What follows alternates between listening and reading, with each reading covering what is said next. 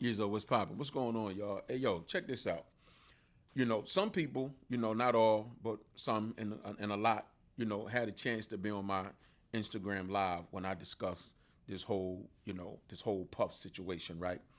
And a lot of people, look for my input in my dialogue because one, they know Puff is my man and they want to look to see if I'm gonna be biased, if I'm gonna defend. Let me get something out the way off top, off the break. My mother raised me on, and us, my brothers and sisters and myself, I was raised on if you did it, you pay for it. I was raised on that. Nobody is exempt from that. Not me, my mother who taught it to me, my daddy, Puff Daddy, Jennifer Lopez, you, him, her. Nobody is exempt. If you do something, even if you've been doing something for years, right? You dig? And you getting away with it. You getting away with this. I've been a shooter all my life, theoretically. All my life, been getting away with shooting. Getting away with it. Then one day, I get locked up for something that I did not do. Guess what that could be? That could be me indirectly paying the tab for other things that I done got away with. That's how life works. And that very well could be what Puff is going through right now. And who was sex trafficked? Again, if you read the indictment, there is not one name mentioned in that indictment except his. Everything else, members and associates, members and associates. And it's because they're trying to say that Combs Enterprises and Bad Boy Entertainment for all of these years of existence has been a hub or a cover-up for his sexual desires. This is crazy. If you read the indictment, you will really understand if you can go beyond you being hype about what's in the headlines. I say it all the time. The hype is in the headlines. The truth is in the fine print. Just do a little reading. Use common sense. Again, don't negate anybody's claims about what they say was done to them. Because at the end of the day, and I said this to Puff from my mouth to his ears, and I can say this publicly. I told him he may not have done everything that they say he has done, but somewhere along the line, God is punishing him and making him answer for something. And if nobody else knows what that is, it's him and God. I can say that to y'all because I said that to him. That's just the fact. Where we are getting disconnected as a people is for some reason the code that we stand on in the street about no snitching, keeping things to yourself, what happens in this house stays in this house. When everyday people go through everyday people things, crimes included, mum's the word.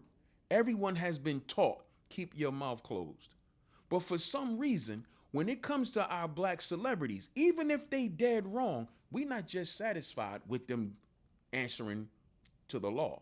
We're not just satisfied with them being arrested. We're not just satisfied with them getting in trouble. No, we are the driving force to make sure they go down. We make sure anything that we speculate about them, we say it. Well, I saw someone make a comment and say, we all know he's responsible for these deaths, and he named about 8 people. We all know. No, we all don't. We change the game when it comes to celebrities versus our everyday regular people. And it appears to be jealousy.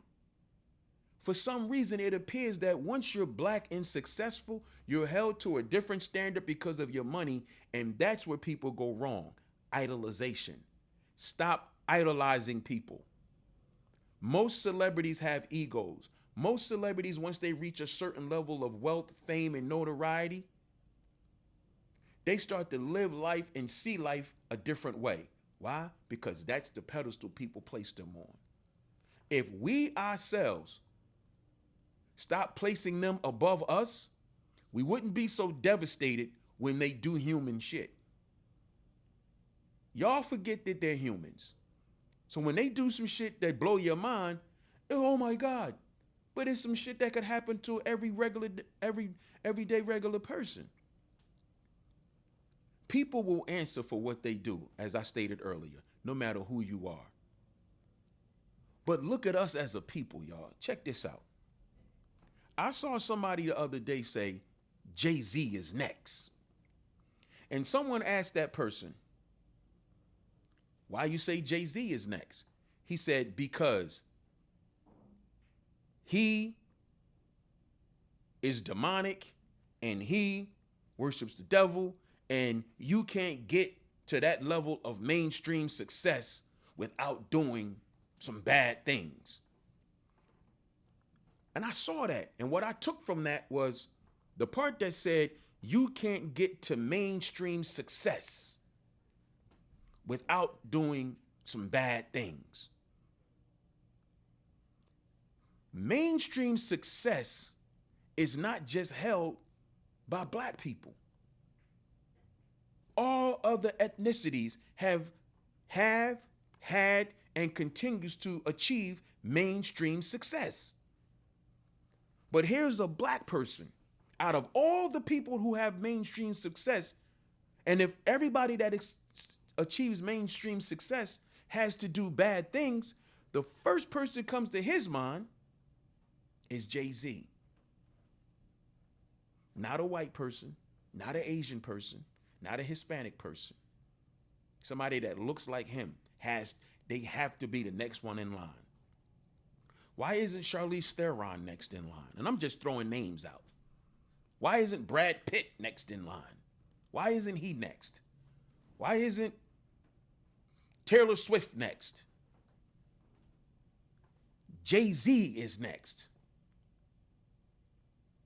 And this is because instead of saying Jay-Z is next, what the person should have led with is, I hope Jay-Z is next. Because that's really what it is. You're hoping someone else that looks like you is next. Because for whatever reason, we want to see the takedown of those that look like us. And then we'll spin it and play semantics by saying, no, we just want them to answer for the things that they've done. I'm not mad at that. I'm not mad at wanting people to answer for what they've done. But why are we so passionate about it? Why do we want to see it happen so bad? Why do we want to see it? Why do we seethe for it? Why do we make sure it happens? And then when somebody black says, wait a minute, y'all didn't go this hard about Harvey Weinstein. Nobody said they wasn't watching Kill Bill again. Y'all didn't go this hard about Jeffrey Epstein. Y'all didn't go this hard about Dan Snyder.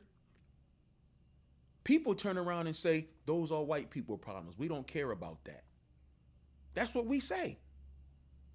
We don't care about that. And what you don't understand, because I get it for the most part, I understand the black people who say, we don't be in white people business and we don't want them in ours. I get that. But here's the problem when you have black people and white people committing the same type of atrocities or alleged atrocities.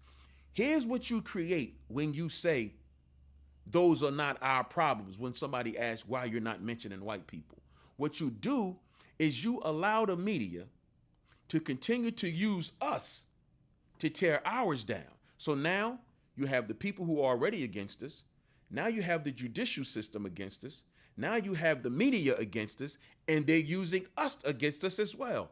Let's say that what the black people are accused of is all facts and facts and actual, right? Let's just go with guilty. And they deserve to go down. The media crucifies us because we feed the media frenzy. But when a Dan Snyder or a white person in the same situation is guilty and accused and possibly guilty of the same things, when we say those are not our problems, guess what? They go undetected, unpunished, or sometimes even when they're punished, they just get punished and it goes away. There is no tearing down. They just get what they get what their sentences and they go quietly away. Or sometimes they go undetected because we don't push the media and scream and kick and bite and fight and holler for them to be brought to justice like we do with our own. We say, that ain't our business. So when we act like it's not our business, we create the latitude for them to go away quietly or for them to continue doing what they're doing. And you know what? And let's pivot for a second, because there's so many different perspectives and opinions and viewpoints and overviews, right? Let's pivot to this for a second. I saw a video the other day of an old interview. I don't even know what year it was. It was Puff and Conan O'Brien.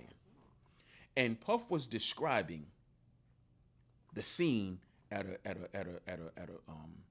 Puff party. You know, you got to have the alcohols. You know, the alcohols, not alcohol. Got to have the alcohols, and then you got to not have no air conditioning, and you want to create the atmosphere of the girls sweating, and Conan is saying, oh, that sounds a little. Oh, and then don't forget, and you got to have locks on the doors. Now, door locks work two ways. It could be door locks so nobody can get out, or it could be door locks so nobody else can get in. It's debatable about the door locks, but I'm just going to give the whole context. And they're playing that clip now. They're playing a bunch of old clips from Puff making announcements at the white party, in 1 hour, the kids got to go, So now everything he's said or done over the course of the last 30-something years, now all of a sudden it's criminal, and it's being applied to what we're witnessing him go through right now.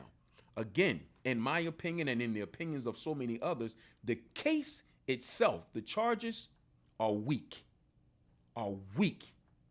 as baby formula. Is baby formula weak? Well, I don't know. Just my own analogy. Maybe I got it wrong at times, but it's weak, right? And with it being weak, you are seeing, or should I say, the reason why I'm calling it weak, outside of the charges itself, look how much media coverage you have of all these old incidents. He's being tried in the court of public opinion, because in the courtroom, this is weak. Because if you have to go and dig up old footage from that many years ago, they try to make it seem like, see, this is how he is. If he was wrong then, why wasn't anything said? You've never heard anything about it. Not to this degree. There's always been its mumblings and grumblings about what Puff does in his bedroom. I personally have no clue why people are so obsessed with who's gay and who's not in the industry. As long as they don't point their pistol towards me, I don't care. I don't understand why that is such an infatuation about who's gay in the industry and who's not. Okay?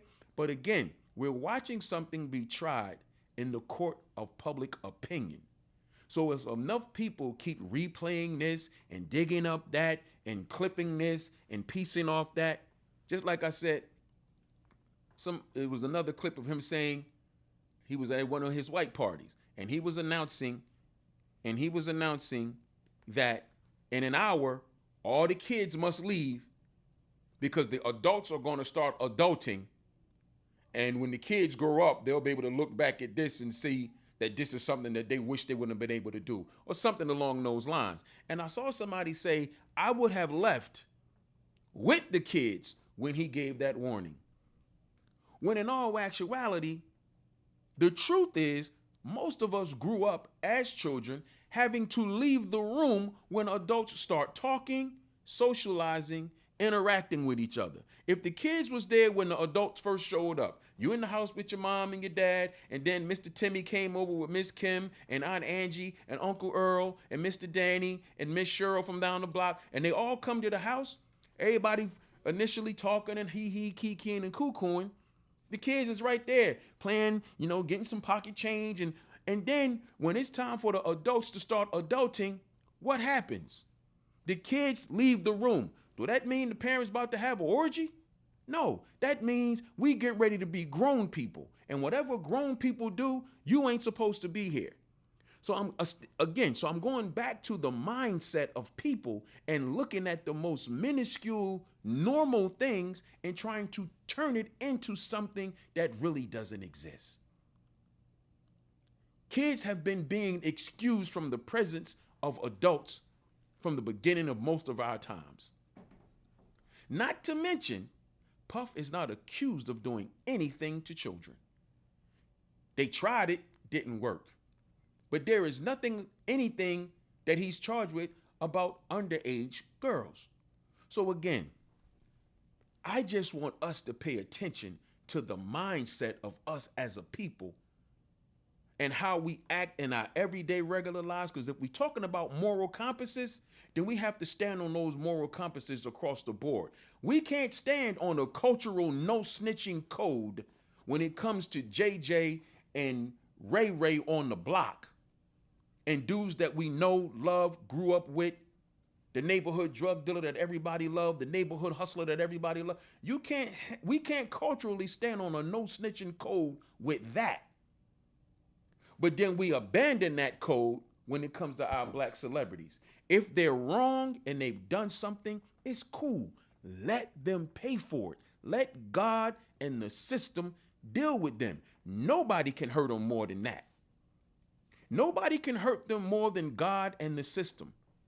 Stop pretending that y'all care about the victims, because you don't. A lot of y'all do not care about these people. Oh, I just want to see him go down because of these victims. I want justice for the A lot of y'all don't. You don't care about the victims. You care about seeing the downfall. And I'm going to close with this. Be very mindful of the people, except celebrities, especially and specifically, is who I'm talking about right now. Other celebrities, especially and specifically, who are in the same realms, who conduct the same behavior, who are in the same rooms, the same beds that they are accusing Puff of, and other people, be mindful of those who talk the most. The ones who have the most to say about everyone else, they don't escape the rule of thumb, again, that we live by in everyday regular life. What do we stand on? The one who always talking about somebody else got what? Something to hide. The one who always got something to say about everybody else is diverting your attention away from them. Some of the people who are running their mouths about Puff are guilty of the same alleged behavior and just have not ruffled the wrong feathers to be exposed. A lot of people feel like Puff has been exposed because of his business run-in with Diageo. That's not something that can be proven, but it's a high speculation, and you can't completely negate it because his problems didn't start until after that. Because if he was such a horrible person that everybody felt like he needed to be brought to justice and he needed to be uncovered, why did it take so long? And it did not happen until after that. So we can't argue, or we could argue, it just I wouldn't advise it. You can argue that it's about Diageo.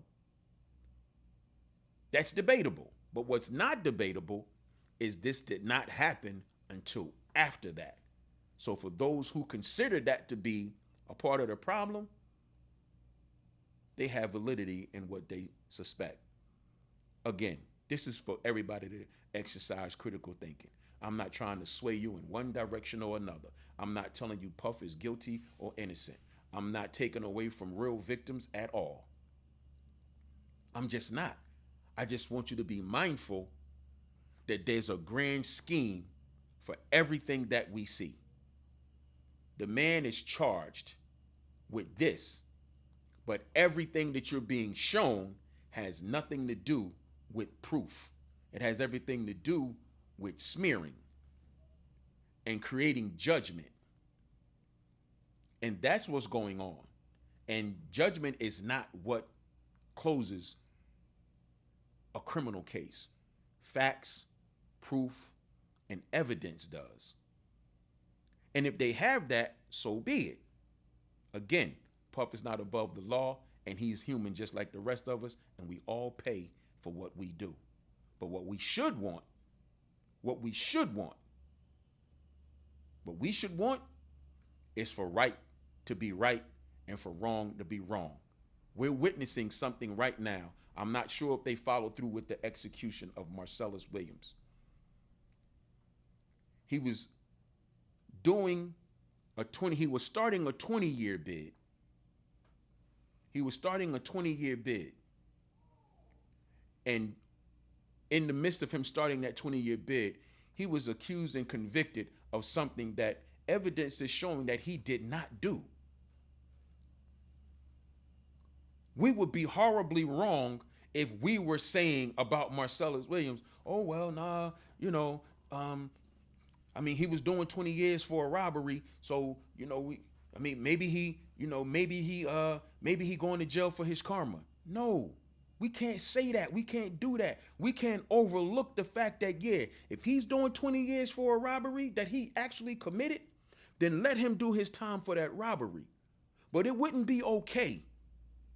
It would not be okay to just negate the fact that the law is being broken by convicting this man and executing him for something that evidence has shown he didn't do. We can't not speak on that. Whether if it's his karma, that's between him and God. Only God knows. But us as people have to speak against what's wrong when we see what's wrong. And what we see being done by the justice system, as they call it, right now, what's being done to Puff is wrong in that sense. But whatever he's done wrong to other people, he has the answer for that in whatever sense God presents. But that being said, I'm Shabazz the OG. I want you to make sure you hit the subscribe button to this YouTube channel. I have so much more material coming. I think these kind of dialogues are important, which is why me and my team, shout out to my man Peter Parker and Daylene, the digital billionaires, have just decided, man, like when I have certain conversations on my Instagram, I'm going to carry these conversations over to my YouTube, because at the end of the day, all I really want is what's best for myself, my family, my friends, and my people.